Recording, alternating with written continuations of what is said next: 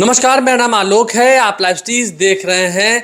2024 से पहले बिहार में एक तरफ जहां बड़े बड़े नेता जो हैं वो अब कसरत करना उन्होंने शुरू कर दिया है। बड़े बड़े नेताओं की कसरत शुरू हो चुकी है, प्रैक्टिस जारी है। नीतीश कुमार ने भी साफ संकेत दिया है, लड़ाई होगी, लड़ाई पक्की होगी और लड़ाई बड़ी होगी, देश के हित में होगी। वहीं दूसरी ओर आपने देखा पिछले महीने ही जब मंत्रिमंडल विस्तार को लेकर चर्चाएं हुई थी, माहौल गर्मा गया था, कई लोगों के नाम भी सामने आए थे। लेकिन अब ये शोर थम चुका है, अब ये मुद्दा ठंडे बस्ते में जा चुका है। अब बिहार में क्या मंत्रिमंडल विस्तार नहीं होगा 2024 तक? श्री गणेश्वर हमारे साथ मौजूद हैं। गणेश्वर जी, जिस तरह से मंत्रिमंडल विस्तार को लेकर चर्चाएं थी, हालांकि रणभूमि में तो बड़े बड़े नेता जो है कूद चुके हैं। नीतीश कुमार ने तो कुछ पिछले दिनों ऐलान भी कर दिया, बड़ी लड़ाई होगी और पक्की लड़ाई होगी। देखिए, बड़ी लड़ाई होगी, पक्की लड़ाई होगी, लेकिन देखिएगा कि चुनाव की तैयारियों में कौन आगे है। बिहार प्रदेश कांग्रेस कमेटी की स्टेट वर्किंग कमेटी अब तक नहीं बनी, ठीक है। सिपाही उतारे ही नहीं है, सिपाही उतारे ही नहीं गए। आपने देखा ही कि पिछले दिनों दिल्ली में बैठक होनी थी, बिहार में कांग्रेस के तमाम नेता दिल्ली पहुंच गए थे और ऐन मौके पर बैठक कैंसिल कर दी गई। देखिए, कई राज्यों में विधानसभा के चुनाव भी होने हैं। आज हमने देखा कि कांग्रेस पार्टी ने मध्य प्रदेश के लिए नए प्रभारी की नियुक्ति की। वे अभी मध्य प्रदेश को समझने की कोशिश करेंगे और तब तक बीजेपी ने अपने उम्मीदवारों की पहली सूची जारी कर दी। तो इस बात को समझिए कि आप मुकाबला करने की बात तो करते हैं, लेकिन तैयार कितने हैं, अखाड़े में कहां तक दिख रहे हैं। हाँ, कहां तक दिख रहे हैं और किस तरीके से दिख रहे हैं।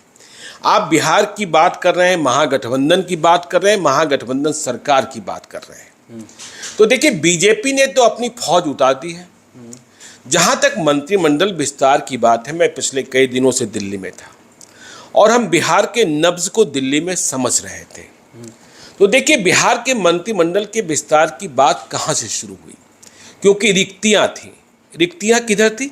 रिक्तियां थी आरजेडी की ओर, कांग्रेस की ओर, क्योंकि उनके दो मंत्री सुधाकर सिंह और कार्तिक सिंह दोनों का त्यागपत्र लिया गया था या उन्होंने त्यागपत्र दे दिया था और कांग्रेस को अपने हिस्से में और मंत्री पद चाहिए थे।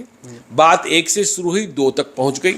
जब 23 जून को पटना में मीटिंग हुई थी महागठबंधन बनाने को लेकर, अब नाम इंडिया दिया जा चुका है, तब राहुल गांधी ने भी इस बारे में चर्चा की थी। तो देखिए, बात यह है कि कांग्रेस के लिए, आरजेडी के लिए, आरजेडी के भीतर मंत्रिपरिषद के विस्तार को लेकर बहुत ललक हम नहीं देख रहे हैं।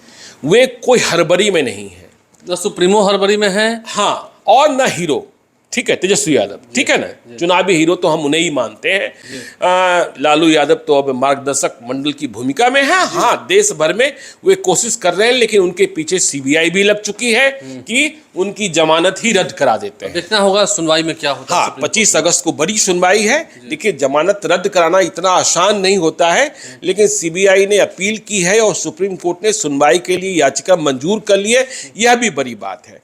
तो देखिए, आरजेडी के भीतर हमने ललक नहीं देखी।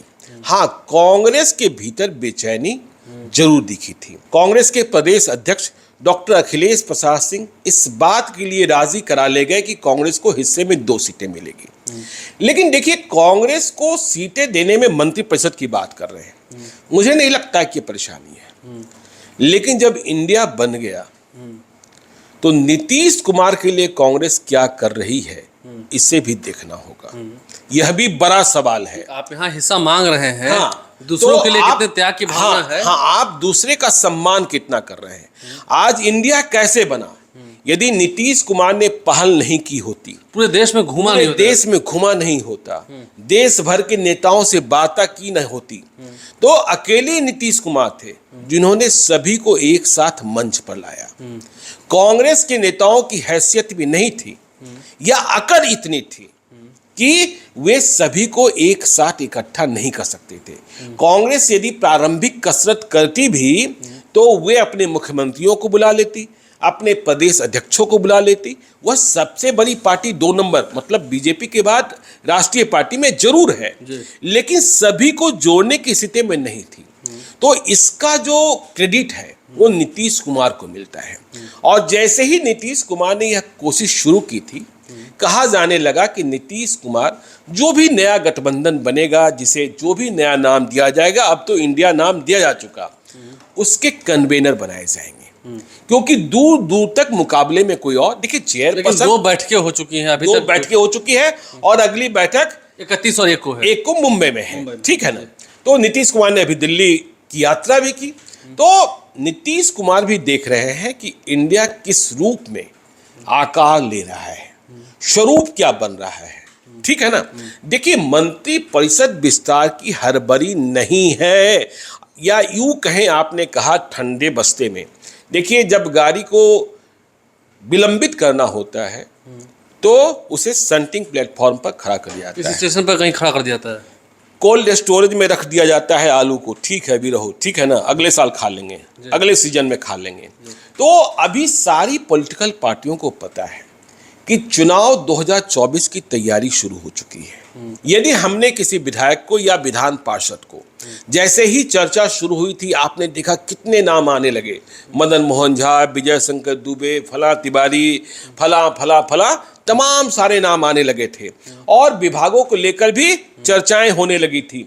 देखिए आप ही कह रहे थे कि आरजेडी के भीतर रिशफलिंग की बात चल रही है, चंद्रशेखर हटाए जा सकते हैं, लेकिन आपने देखा कि नेतृत्व ने शांतिपूर्ण तरीके से चंद्रशेखर, जो करीब 3 हफ्ते तक शिक्षा विभाग में नहीं गए थे, वे वहां पहुंचा दिए गए और ऐसी स्थिति वहां पैदा की गई। मैं उस बात का गवाह हूं, नाराजगी इस कदर थी। नाराजगी जरूर थी, आलोक मेहता को लेकर भी नाराजगी थी, आपने देखे कि तबादले कैंसिल किए गए।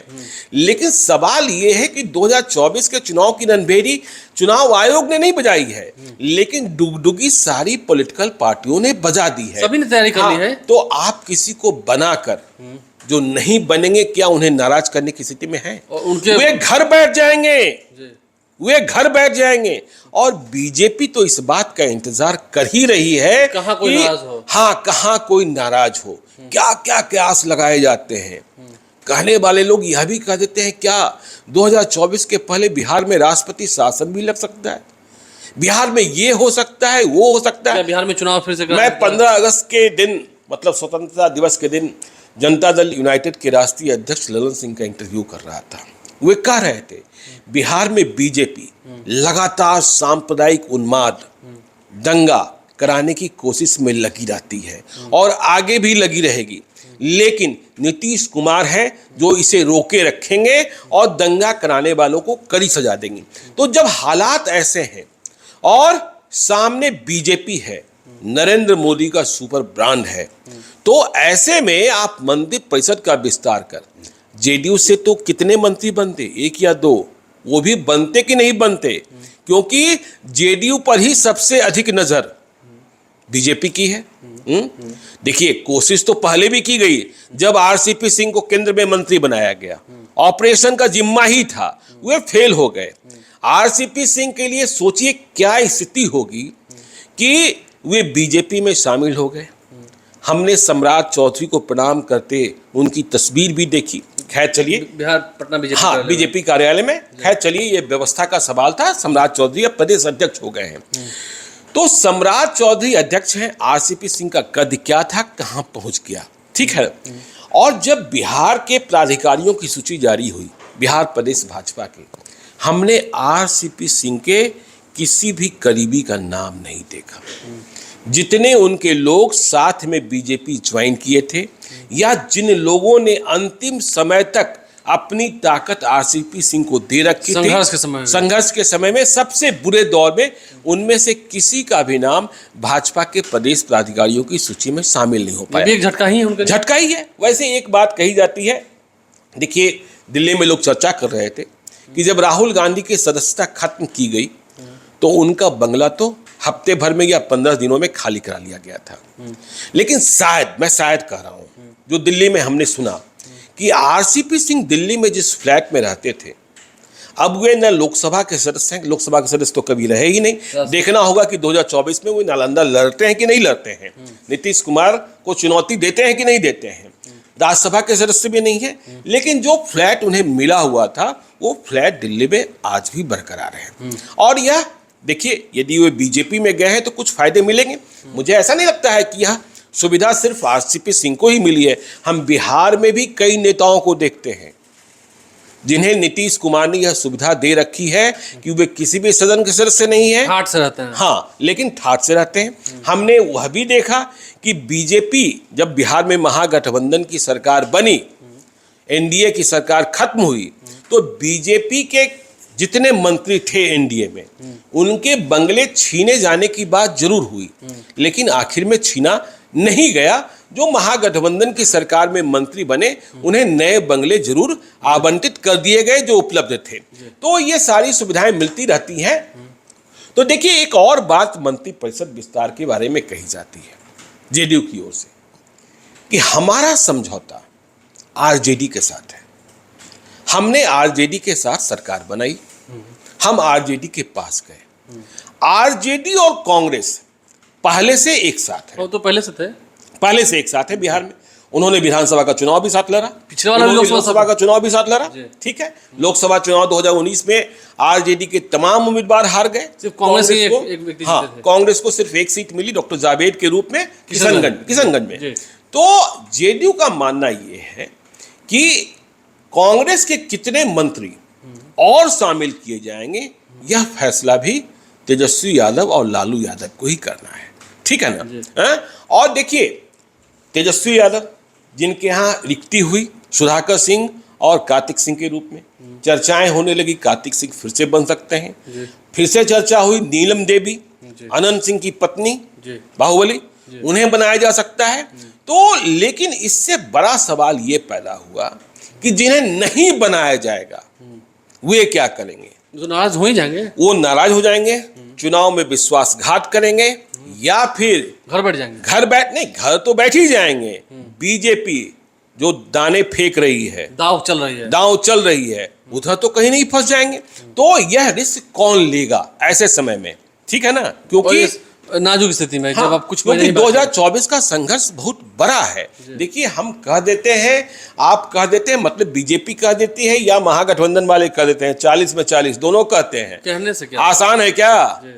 कई ऐसी सीटें हैं जो वे नहीं जीत सकते हैं, और कई ऐसी सीटें हैं जो ये नहीं जीत सकते हैं। पटना साहिब में बीजेपी को हरा देगा क्या? नहीं हराएगा ना। किशनगंज में 2019 में नहीं हरा पाया ना, लहर में नहीं हरा पाया नहीं। हाँ, तो 2014 में आप याद कीजिए, किशनगंज, अररिया, कटिहार, मधेपुरा, सुपौल, भागलपुर, बांका, इसके अलावा आप नालंदा, पूरा सीमांचल का एरिया ही साफ हो गया था। साफ हो गया था। तो वे सारी चुनौतियां और परिस्थितियां उत्पन्न है। कई ऐसे लोकसभा क्षेत्र हैं जिसके लिए बीजेपी को अब भी मजबूत उम्मीदवार की तलाश है, और कई ऐसे लोकसभा क्षेत्र हैं जिसके लिए महागठबंधन को भी मजबूत उम्मीदवार की तलाश है। और चुनाव आते आते बिहार में कई छोटी पार्टियों की दुकान, स्पॉन्सर्ड दुकान खुलती हुई हम देख रहे हैं, जिनके पास माल जाल कहीं और से आएगा और वे खेल किसी और का बिगाड़ेंगे।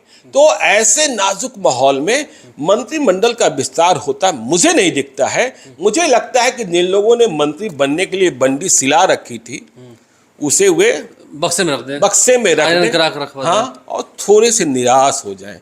लेकिन इतने निराश ना हो कि भविष्य की उम्मीद ही खत्म हो जाए। भविष्य कभी भी होता है, बेहतरीन कार्य हो तो फिर तोहफा मिले समय पर, तो देखना होगा तोहफा कब मिलता है। लेकिन फिलहाल मंत्रिमंडल विस्तार की जो शुभगाहट थी वैसी तो दिख नहीं रही है। अब तो लड़ाई की तैयारी हो रही है, और लड़ाई की तैयारी में एनडीए का कितना मुकाबला करेगी। हम बिहार की बात करें, महागठबंधन, हाँ, 31 अगस्त और 1 सितंबर को एक महत्वपूर्ण मुंबई की बैठक, वहां कुछ फैसला हो गया जिससे बिहार को फायदा हो। मतलब नीतीश कुमार कुछ बना दिए गए तो ठीक है, तो फिर कुछ हो सकता है। और अगर कांग्रेस को जो हिस्सा है वो मिल जा सकता है, लेकिन अगर उस दिन नहीं हुआ तो लटकेगा, फिर मामला लटकेगा। आप लाइव के साथ बने हैं, हमारे चैनल को सब्सक्राइब कर लें, साथ साथ फेसबुक पेज भी लाइक करें। धन्यवाद।